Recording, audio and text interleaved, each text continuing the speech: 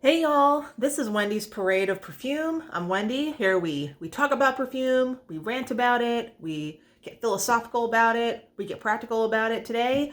I'm gonna do a nice little list. This list admittedly is a little bit just for myself to get myself organized. I am going to talk about, pan this, using up your collection, finish that bottle, clean up your stash, use your shit, stop your stash. That's a tongue twister.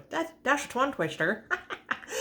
Anywho, that's the point of this video. I'm not saying that I'm gonna be able to use. I have several bottles, some minis, some decants, things like that. I'm not even gonna say that I'm gonna be able to use these all up in a year, especially when I totaled how many mils there are and how long that's gonna take me to get through. But we're just gonna talk about it. I have niche, I have old stuff, I have new stuff, I have my favorites, I have stuff that I like it, but I just want to use it up. So I'm going to go from, I think I'll do my decants and minis first, and then I'll go from the stuff that has the most in it to the bottles that have the least amount and won't take me very long at all. So, a little company called Frederick Mall. There we go. This is Iris Poudre, and I can't really afford Frederick Mall, but I like Iris Poudre a lot. This is a 3 ml bottle. It's a spray bottle, thank God. I don't like the dabber bottles very much. I like this a lot. This is like a really serious, austere version of Prada Infusion de Riz, which luckily for me is a lot cheaper and I like it more. And once this is gone, I'm not going to cry. So this won't take me very long. There's about 3 mils left in here. So the first one is Frederick Mall Iris Poudre. Second one is also a Frederick Mall. I'm a little reluctant to use this one up because, with the reforms and the changes and everything else, this is a decant of Portrait of a Lady. This is all I've ever been able to get. I've used this very, very occasionally and very, very sparingly because this is the older version. Even if I were to buy a new bottle, they've reformulated it. I don't know what the reformulation smells like, but everything people say about this perfume is true. It's effusive. It is like the definition of roses. It's grown up. It's mature. It will like knock people out of your space for you. It's crazy, but at the same time, this is in a decant. I do not want this to evaporate. I'm going to use it. I'm going to love it. And then I will have to say goodbye. It's a good exercise for me. I have a hard time saying goodbye to things. So Frederick Mall, Portrait of a Lady. This is actually, I think there's only like a good maybe 3 mils in there, probably not even. So, oh my God, it smells so good. It's a nice perfume. It's very unique too. Has anyone ever heard of Mona Diorio, niche perfume company? Unfortunately, the founder of the company, Mona, she passed away kind of at a young age. She was, I think, around 40 a couple years ago. I think the brand has regrouped, but when she was in charge, their perfumes are stunning. They're beautiful. I have a full bottle. I have the Vanille. Maybe I'll do a review of that one day. It's excellent. But anyway, I do have a couple roller balls of theirs, and once I feel like once you use a roller ball, you got to start using it up because it gets so contaminated from all the particles and oils and things like that in your skin using it up. So this one is Mona Diorio the Musk. It's like a really dirty heliotrope. This also, their perfumes are so strong, they almost wear like straights. They're like very concentrated and dense, but their musk perfume is excellent. I don't know if it's been reformulated. This is a little bit older, but this won't take me very long to get through. And I also like to wear this to sleep. Or even like, this is one that I don't use it. I don't layer perfumes very much, but if I put it on in the morning, I can change perfumes later on, without taking a shower. So that's just like my minis and decants and things like that. So the first perfume I'm really going to try to put a dent in this year is Shalimar Parfum Initial Low. There was some, I don't know if there we go. Shalimar Parfum Initial Low. Y'all remember Shalimar Parfum Initial discontinued. I think Guerlain has brought it back. It's called L'Initial now. One way or another, I think they brought it back, but this is discontinued. It has never been brought back. This also is a very serious iris perfume, but it has a lot of soft florals like freesia and I don't know, it's just a really starchy iris stone. It's really pretty and it has a very beautiful vanilla Guerlain dry down. It's perfect for winter, it's perfect for spring, it's perfect for summer. It's one of those perfumes that does happen to wear well all year round. I have about 20 mils left in here. The only reason I'm really gaming to actually use this up is because I have a backup. Back in the day when, it's so funny because when they start to discontinue things, back in the day when they were trying to shelve this, they were selling it for $25 a bottle. So I have this and I do have a backup. So at this point, I'm kind of like, I'll just try to use this up, and if and when I'm ready for my backup, I can open it. Perfume has changed though. I don't think that they actually, I don't know, when things go gray market and they're discontinuing things, depending on what it is, you can kind of grasp that little portal in time where things are cheap. But I don't know if things will ever go to be that cheap. When I look back now, I can't believe these were $25. I cannot believe these are $25. But anyway, the last remaining 20 mils of Parfum Initial Low from Guerlain. I'll save this little pink fuzzy thing when I'm done. Okay, so here's a good one. I think I'm going to wear this today. I actually haven't put anything on yet. This, and I've gone on and on about how I don't like perfume bottles without caps. It's gross, but I got this online on eBay, and I'm positive that it's not a fake because they used to use these to put in their refill bottles back in the day. This is Chanel number 22 in Eau de Toilette. Number 22 is not very accessible anymore. I think they put it in their less exclusives line, but for anyone that's ever smelled this perfume, nothing smells like this. This is probably one of the most unique perfumes I've ever smelled. It smells like a dirty white flower bouquet. There's vetiver in it. There's just this huge bouquet of white flowers, like jasmine and orange blossom and lily of the valley. It's soapy, it's dirty, it's incensey, especially, this is an older bottle. I think this is from the 90s, not a little bit earlier than that. The base is all just sandalwood and frankincense, and this is so beautiful. Most people are not going to like this, but I'm going to start using this one up. I have more Chanel number 22. This is a Chanel that I really like. So in order to just get rid of the ugly bottle with no cap, I'm just going to try to use it up. I think this is going to be my scent of the day too. This is also one that has about 20 mils left. So Chanel number 22. I got my eye on you. We're going to pan this. All right, another one of my favorites. This is Cher Loutan's La Fille de Berlin, the Girl of Berlin. This is probably my favorite rose perfume of all time. This is in my top 10 of all time. I freaking adore this perfume, but again, I have it backed up, so I have more. I'm just getting to the end of the bottle. Look how beautiful that red is. Oh my God. I just love this freaking perfume. I'm just staring at it in lust. I'm like, oh, I love you. Serge Loutan's La Fille de Berlin. Of course, I have this backed up. I have one of the older bottles, and I do have a newer bottle that I've already cracked open just to see if there was a difference. Just as an aside, anyone that likes this, the new one is reformulated, but the differences to me are not very perceptible. They're almost imperceptible. The reformulation is just fine. Actually, just tell yourself it's not reformulated. If you can't find the old bottle, the new ones are just as good. This is maybe a little bit more bitter and a little bit more, just those dry, acrid, like smoky accents, if you're familiar with this perfume. And then not everybody is, but it's a very dry, smoky rose. And it's very bitter, it has a lot of geranium. It has a lot of dry greens in it.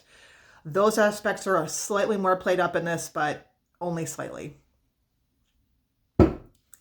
But I'm going to try to finish that one so I can start using my new one. This perfume is excellent for the end of winter and the beginning of spring. This is Hermes Kalesh 1961. This is only a 1 ml bottle, so this right here is only about 15 mils. This is probably one of the best floral woody musks in existence.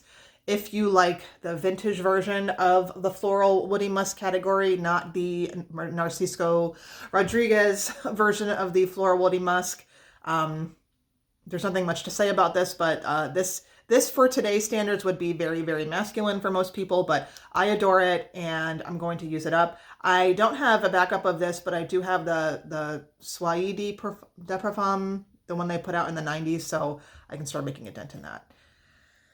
right, another Chanel without the head on it. This is just a refill bottle of Chanel number 5 Eau de Toilette. This is also from the 90s. It does not smell like anything that's on the counter today. This is more going into the contentious version of Chanel number 5 that people don't like, where they think it smells dirty or it smells like an old lady, which I think is a rude thing to say, but whatever. But I love this. This is one of the best rose and jasmine perfumes you will ever smell. Once you get through, yes, the aldehydes, the vision of the Arctic at, in the middle of the night that the original perfumer had in mind. Once you get through all those top notes, the rose and jasmine and vetiver in here are just killer, and I freaking love them. And there is not much left in this, and I do wear Chanel number 5 a lot, so that'll be it. Oh, I have a little trio of classics here, because the next classic I'm going to use up, but I have tons and tons more of. This is an actual 1980s bottle of Queen Shalimar and Eau de Toilette. I like to wear this to sleep. It's a little bit lighter, but I love, God, how could anyone not like Shalimar? I freaking love Shalimar. It just has everything in it. This is another rose and jasmine. It has vanilla, it has leather, it has smoke, it has incense, it just has all the things. It has all the things. And I am going to wear the hell out of the last 10 mils of this all the things bottle of sorry, Chanel, I have two of you. I'm looking at my bottles, of Guerlain Shalimar, 1980s. All right, so 2 more left. I've talked about these perfumes before on my channel. This is my bottle of Elizabeth and James Nirvana Back. I think I'm sensing a theme here. I have too many backups because there's more where most of this came from. Sorry, my dog is barking at someone. There is hardly anything left in this. There's probably less than 5 mils left, and I just need to concentrate on using this up. I could probably wear this out, and if I just wore this every day for 2 or 3 days. Last one is my dwindling bottle of Samsara. This is the 90s bottle, Eau de Toilette.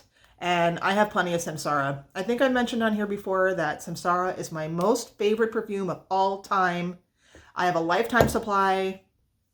Literally, I could get rid of all my perfume and just wear Samsara, and I probably have a little bit too much, but it's very special to me. And now that they've reformulated it and it's not the same as it was, I am really glad I have it. So this also, there's 5 mils left in here. If I wore the hell out of this over a few days, I could probably finish it. So I have about 10 different scents here, which really, that's plenty, and that's plenty of variety. And I calculated how many mils I'm dealing with. There's about 100 mils left through all of these different scents. So 100 mils for me actually would take me several months to get through, probably between 3 and 4 months.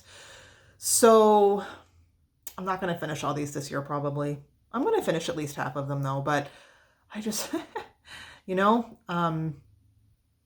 don't know. I usually only put perfume on once or twice a day. I'm not a crazy oversprayer.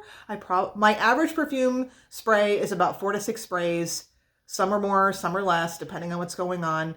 I may touch up later in the day, but I work 4 to 5 days a week. I do not wear perfume to work. I wear perfume when I get home. On my days off, I may have a touch up, but I don't go through perfume that fast. So I really have plenty here to last me the next couple of months, and there's enough variety. So this is going to be my project. Maybe I should actually revisit this next winter and see how well I did for my panning my bottles, using up my bottles, using up my things, shopping my wardrobe. I mean, Kalesh I haven't worn since last spring. I haven't worn this in a whole year, so this will be nice to get back into. And the same thing with Chanel number 22. This is something I really only wear in the winter. So I've been wearing it this winter, but again, that's another reintroduction. And all of my little minis, I have not worn these hardly at all, except for the Portrait of a Lady. So that'll be nice to dig into too. So anyway, that's my list. It's just a nice little cleaning exercise and using up your things before going on to something else. And, this is the end. We're 15 minutes in, but I don't remember where I read this, but when nail polish commercially first came out, along with, I guess, car paint, what we know today is car paint, they're also like, oh, wow, we can put these little bottles and have women paint their nails with them. For a long time, that perfume did not come out in the 1920s, but modern nail polish came out in the 20s. And as you guys know, as most of you know, after the 1920s, we had the Great Depression, and then we had World War II. So it kind of came out when people had a little bit more money. And then by the time people had more money again, a lot of people still had those habits that people have had during the war years and during the Depression years of where if you got a luxury item, you used it. And the same thing with nail polish. Women would go out and they would buy the one color that they only wore or the color that they were going to wear. And they would just use that nail polish until it was gone. They would use the whole bottle and then they would go buy a new one, and I really like that. It's actually like, you can, we're all using things, we're all damaging the environment, we're all using resources, but that's to me seems so much more mindful. And even like, can you imagine like when you finally got done with your one bottle of nail polish and you actually got to either replenish it because you love the color so much, or just to buy a new color versus just, I've gone to Ulta and bought 10 bottles of nail polish before. I know I'm not the only one.